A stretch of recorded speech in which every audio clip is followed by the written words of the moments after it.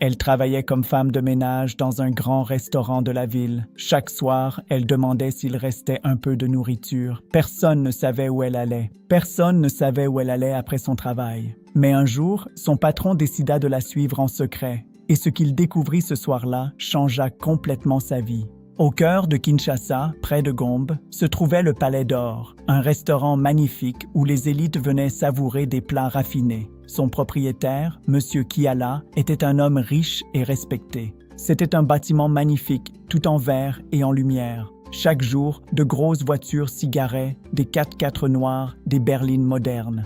Kiala était un homme sérieux qui observait tout. Parmi ses 60 employés, il remarqua un soir Ange, une femme de ménage qui semblait porter un lourd secret. Chaque matin, quand il arrivait, tout le personnel se levait pour le saluer. « Bonjour patron, bonjour monsieur Kiala ». Une nuit, alors que tout était calme, Kiala sortit vers son 4x4 et vit Ange. Elle semblait l'attendre, les mains tremblantes, dans son uniforme marron. Cette nuit-là, Kinshasa était calme. Les rues autour du restaurant étaient presque vides. À l'intérieur, tout était déjà rangé. « Pardon, patron, je voulais juste vous demander une faveur, » murmura-t-elle. Elle ne demandait pas d'argent, juste les restes de nourriture s'il y en avait. Il appuya sur sa clé et son 4x4 émit un petit bip. C'est là qu'il remarqua une silhouette. Kiala accepta, mais resta troublé. Pourquoi demander seulement des restes? Il vit dans ses yeux une douleur profonde qui changea son regard sur elle. Ses mains étaient croisées devant elle et elle regardait le sol. Il fronça les sourcils. « Qui est-ce » murmura-t-il. Monsieur Kiala s'approcha lentement. L'air était lourd. Quelque chose n'était pas normal. Il s'arrêta devant elle. Elle leva brièvement les yeux, puis les baissa aussitôt. « Tu travailles dans l'équipe de ménage, n'est-ce pas ?»« Oui, patron, » répondit-elle doucement. « Je m'appelle Ange. » 10 minutes plus tard, Ange quitta le restaurant avec 2 sacs noirs. Monsieur Kiala décida de la suivre en secret pour découvrir la vérité. Il gardait ses distances. Assez loin pour qu'elle ne l'entende pas, mais suffisamment proche pour ne pas la perdre de vue. Ange marchait rapidement. Après quelques rues, elle monta dans un petit bus jaune, bondé, un de ces vieux véhicules qui circulent dans les quartiers populaires. Sans hésiter, M. Kiala s'engagea sur la route et suivit le bus lentement. Les routes étaient abîmées, les lampadaires rares, mais il restait concentré, les yeux fixés sur le véhicule devant lui. Après près de 30 minutes, le bus s'arrêta. Ange descendit doucement, toujours avec ses sacs dans les bras. Elle ne regarda même pas autour d'elle. Elle prit un petit sentier en terre, mal éclairé. M. Kiala gara sa voiture un peu plus loin, éteignit le moteur, puis descendit. Il marcha doucement. Le quartier était pauvre. Aucun magasin, pas de route goudronnée, des maisons en mauvais état, des toits en tôle, des murs fissurés. Puis il la vit. Elle s'arrêta devant une maison abîmée, presque en ruine. Un bâtiment qui semblait abandonné. « C'est ici qu'elle vit », murmura-t-il. Il n'en croyait pas ses yeux. Ce n'était pas une vraie maison. C'était un refuge qui tombait en morceaux. Il recula légèrement et resta caché dans l'ombre. Son cœur battait fort. Soudain, la porte grinça. 2 petites filles sortirent en courant, pieds nus. Elles riaient et se jetèrent dans les bras d'Ange. « Maman !» cria la première. « Maman, tu es rentrée !» dit la deuxième. Ange laissa tomber les sacs et les serra très fort contre elle. Son sourire était grand, mais ses yeux restaient fatigués. Elle s'agenouilla et les embrassa sur le front. « Je suis là, mes amours. J'ai apporté quelque chose pour vous. » Dans l'obscurité, M. Kiala observait tout. Son cœur se serra. « Elle a des enfants, » murmura-t-il. Il posa une main sur sa poitrine, une douleur profonde. Ange prit ses filles par la main et entra dans la maison. M. Kiala s'approcha doucement de la fenêtre cassée. À l'intérieur, les filles s'assirent sur une natte posée à même le sol. Ange ouvrit les sacs en plastique. Elle sortit du riz et un morceau de poulet. Elle coupa le tout en 2 et servit de petites portions dans 2 assiettes en plastique. Les filles mangeaient avec appétit. Leur visage s'illuminait. Elles souriaient. Mais Ange ne mangeait pas. Elle restait assise par terre, les regardant manger, avec un doux sourire. M. Kiala sentit ses yeux se remplir de larmes. Il restait immobile, un nœud dans le ventre. Elle avait apporté de la nourriture, mais seulement pour ses filles. Elle restait là, le ventre vide, mais le cœur rempli d'amour. Il détourna le regard. Les larmes coulaient sur ses joues. Il regarda ses chaussures brillantes, ses vêtements chers, et pour la première fois, il se sentit pauvre. Pas pauvre d'argent, mais pauvre d'humanité. Le lendemain matin, le soleil se levait doucement. Dans la petite pièce sombre, Ange était déjà réveillée. Ses deux filles dormaient encore sur la natte, serrées l'une contre l'autre. Elle les observa un moment, puis les caressa doucement. « Bonjour. Réveillez-vous, mes anges, murmura-t-elle. Il est temps d'aller à l'école. » Les deux petites se réveillèrent en s'étirant. « Maman, on va à l'école aujourd'hui. »« Oui, mes chéris, on se prépare. » Ange prit un petit seau et alla chercher de l'eau dans la cour. Elle fit chauffer un peu d'eau sur un petit réchaud. Elle lava ses filles une par une, les sécha avec soin, puis sortit leurs uniformes propres. Elle coiffa leurs cheveux en deux petites couettes. Ensuite, elle ouvrit le sac de la veille. Il restait un peu de riz. Elle le réchauffa et servit deux petits bols. Les filles mangèrent tranquillement. Mais elle ne prit rien. Après le repas, elle rangea les cahiers dans leur sac d'école, leur donna une petite bouteille d'eau chacune, puis elles quittèrent la maison. La route jusqu'à l'école était poussiéreuse, mais les filles marchaient avec énergie. L'école était modeste, un vieux bâtiment sans portail. Les murs étaient fissurés, la peinture effacée, mais les enfants riaient en courant vers les classes. Ange s'agenouilla devant ses filles. « Soyez sages, » dit-elle en les embrassant. « Maman revient ce soir. » Les petites coururent dans la cour, heureuses. Ange les regarda un instant, puis se retourna. Elle devait être à l'heure au travail. Au restaurant Le Palais d'Or, Ange enfila son uniforme. Elle attacha son tablier, prit son balai et se mit au travail. Elle nettoyait rapidement et avec précision. Elle passait sous chaque chaise, essuyait les tables une à une. Elle saluait les autres avec un léger sourire. Personne n'aurait pu imaginer la vie qu'elle menait en dehors. Dans son bureau, M. Kiala regardait par la fenêtre. Mais il ne voyait rien. Son esprit était encore là-bas, dans ce quartier pauvre, devant cette maison en ruine. Il revoyait Ange assise par terre, ses filles en train de rire autour d'un petit repas. Il prit son téléphone et appela le responsable des ressources humaines. Quelques minutes plus tard, l'homme entra. « Bonjour, patron. »« Bonjour. Écoute-moi bien. On doit changer certaines choses ici. » Le responsable fronça les sourcils. « Pardon, patron ? » « Les salaires. Augmente-les. Dès ce mois-ci. Plus personne ne doit rentrer chez lui le ventre vide. » « Bien reçu, patron. » L'homme sortit rapidement. Monsieur Kiala resta seul. Il ferma les yeux. Les images revenaient encore.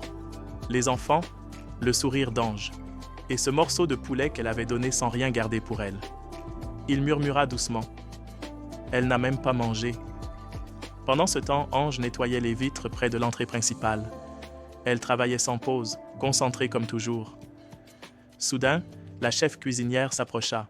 « Ange, le patron veut te voir dans son bureau. » Elle se figea. « Moi ? J'ai fait quelque chose de mal ?» demanda-t-elle à voix basse. « Je ne sais pas. Il a juste dit de venir tout de suite. » Ange essuya ses mains sur son tablier. Son cœur battait fort. Elle marcha lentement dans le couloir. Arrivée devant la porte, elle frappa timidement. « Entrez !» dit la voix grave de M. Kiala. Elle ouvrit la porte. Il était assis derrière son bureau. Il leva les yeux vers elle et esquissa un léger sourire. « Bonjour Ange, assieds-toi. » Elle hésita, puis s'assit, les yeux fixés au sol. Un silence s'installa. Puis il dit calmement « Ange, je t'ai suivi l'autre nuit. » Elle releva brusquement la tête, choquée. « Suivi ? Patron, je ne voulais pas vous manquer de respect. Je n'ai rien volé. Je voulais juste nourrir mes enfants. » Sa voix tremblait. Les larmes montaient déjà. Monsieur Kiala leva doucement la main. « Tu n'as rien fait de mal. » Il croisa les mains et continua. « J'ai vu où tu vis. J'ai vu tes filles. J'ai vu comment tu leur as tout donné. Alors que toi, tu n'as rien mangé. » Ange baissa les yeux. Les larmes coulèrent silencieusement.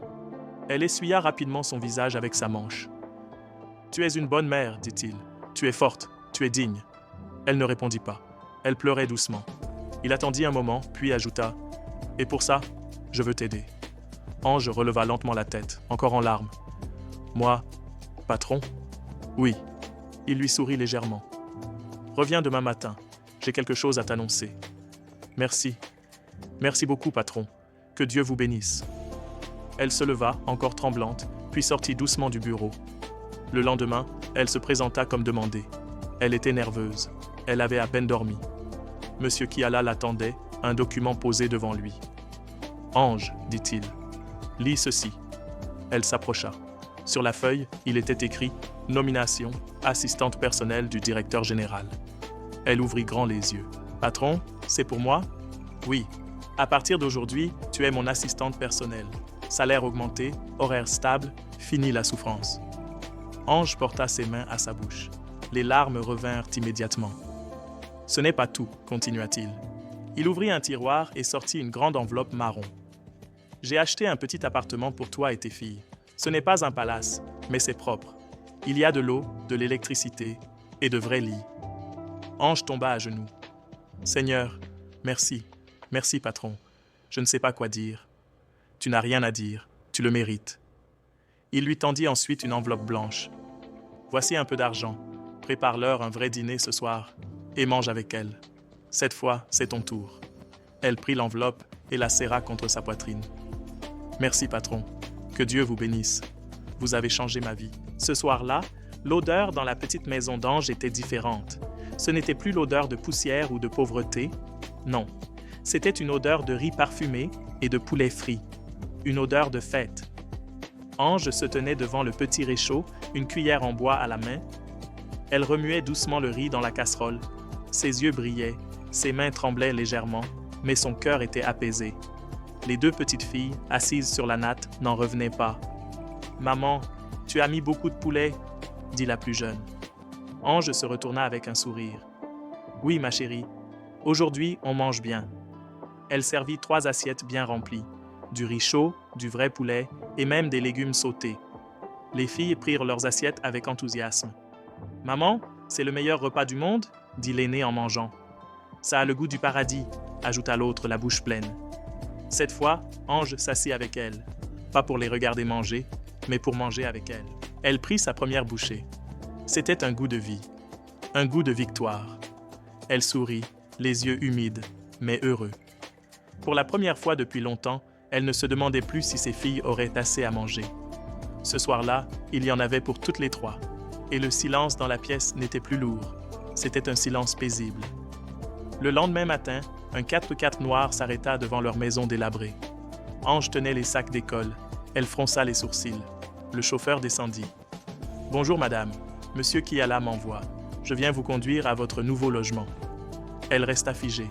« C'est aujourd'hui ?»« Oui madame, tout est prêt. » Ange se tourna vers ses filles. « Allez mes chéries, prenez vos affaires, on déménage. » Les deux petites crièrent de joie. Elles coururent dans la maison, attrapèrent leurs sacs, leurs vêtements, leurs vieilles poupées. Elles montèrent dans la voiture avec leur mère. Le trajet se fit en silence, mais dans leur cœur, c'était une explosion de bonheur. Arrivées devant la nouvelle maison, les filles sautèrent du véhicule et coururent vers la porte. Des murs propres, des fenêtres en verre, un toit solide, un vrai chez-soi. À l'intérieur, il y avait un petit salon bien rangé, une cuisine avec des placards et 2 chambres avec de vrais lits. Pas des nattes, des lits. Les filles sautèrent dessus. « Maman, viens voir, on a un lit. Regarde, maman, un vrai robinet. » Ange regardait autour d'elle sans y croire. Elle posa un sac, s'assit sur un fauteuil et respira profondément. Elle leva les yeux vers le plafond. « Seigneur, merci. Je ne sais pas comment, mais merci. » Les larmes coulaient sur ses joues. Mais ce n'étaient plus des larmes de douleur, c'étaient des larmes de soulagement. Le soleil entrait doucement dans la maison. Dans le salon, les 2 filles jouaient, riaient, roulaient par terre, libres et heureuses. Ange, assise, les regardait avec un sourire paisible. Elle observait chaque détail autour d'elle. C'était réel, c'était chez elle. « Merci Seigneur », murmura-t-elle. Soudain, son téléphone sonna. Elle sursauta. C'était un numéro enregistré, Monsieur Kiala. Elle répondit immédiatement. « Bonjour patron. »« Bonjour Ange, je voulais prendre de tes nouvelles, et de celles des petites. » Ange sourit. « Nous allons très bien patron. Merci pour tout. » Un court silence, puis il reprit doucement. « Aujourd'hui, ne viens pas travailler. Repose-toi. Profite. Prépare un bon repas. Ris avec tes filles. Aujourd'hui, c'est votre jour. » Ange posa une main sur sa poitrine. « Merci patron. 1000 fois merci. Tu l'as mérité. À demain. » Il raccrocha. Ange resta immobile un instant, le téléphone contre son cœur. Puis elle se leva et alla dans la cuisine. Elle ouvrit les placards neufs, sortit du riz, des légumes frais, quelques épices. Ses filles arrivèrent en courant. Maman, tu fais quoi? Notre premier vrai repas dans cette maison, mes amours. Elle leur prit les mains. Mais avant de manger, on va dire merci à Dieu. Elles fermèrent les yeux toutes les trois, main dans la main, et prièrent avec simplicité, mais avec des cœurs remplis de gratitude. Bonjour chers spectateurs, cette histoire est un rappel puissant. Parfois, la personne qui travaille en silence à côté de vous porte un poids immense que vous ne voyez pas. Ange n'a jamais volé. Elle n'a jamais menti. Elle a simplement travaillé dur, aimé ses enfants et prié en silence. Et un jour, quelqu'un a enfin vu. Monsieur Kiala aurait pu détourner le regard. Il aurait pu ignorer ce qu'il avait découvert. Mais il a choisi d'agir. Il a tendu la main et ce geste a changé toute une vie. Alors si toi aussi, tu as la possibilité d'aider quelqu'un, fais-le. Même un petit geste peut illuminer toute une existence. Dis-moi en commentaire ce que tu as ressenti en écoutant cette histoire. Je prendrai le temps de lire chacun de vos messages. Et si cette histoire t'a touché, n'oublie pas de laisser un like pour qu'elle puisse être vue par d'autres. Partage-la à quelqu'un que tu veux vraiment toucher. Et surtout, abonne-toi à Storydream pour ne manquer aucune prochaine histoire, vraie, inspirante et pleine d'humanité. Merci d'avoir regardé jusqu'à la fin. Je t'envoie toute ma gratitude. Prends soin de toi et à très bientôt pour une nouvelle histoire.